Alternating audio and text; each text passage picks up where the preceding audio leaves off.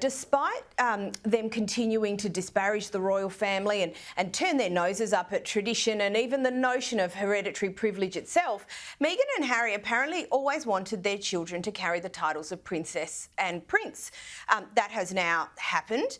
And on one hand, I get it, but on the other hand, God, it's a bit rich, isn't it? I mean, it's very rich, and most people can't help but think that they did this for money. Of course, the couple will dispute that. Reports have come from the Sussexes that they actually just wanted their kids to have their birthright, as Harry put it. But again, it's Harry's birthright to be a prince, and he's done everything in his power to disparage the institution that has given him this birthright. So again, it's very odd. We obviously know that the Sussexes have made a lot of money off their titles, given the fact that they have a Netflix documentary and they had an interview with Oprah and now Harry's book Spare. They're very aware that this wouldn't have happened if they weren't members of the royal family and they didn't have these titles. And it's also quite disparaging and insulting because they're effectively prostituting their titles and the royal family to make more money.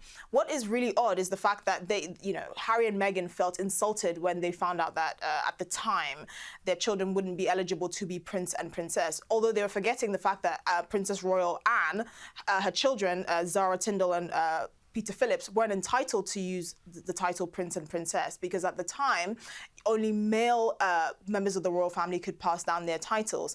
But the way they made it come across in the Oprah interview shows, one, they just have no understanding of tradition or they have no respect for it. Now that the royal decree has changed and female members of the royal family are eligible to be in the line of succession, but also female members of the royal family are also eligible to pass down their titles, which is why Harry and Meghan's children are now a prince and princess.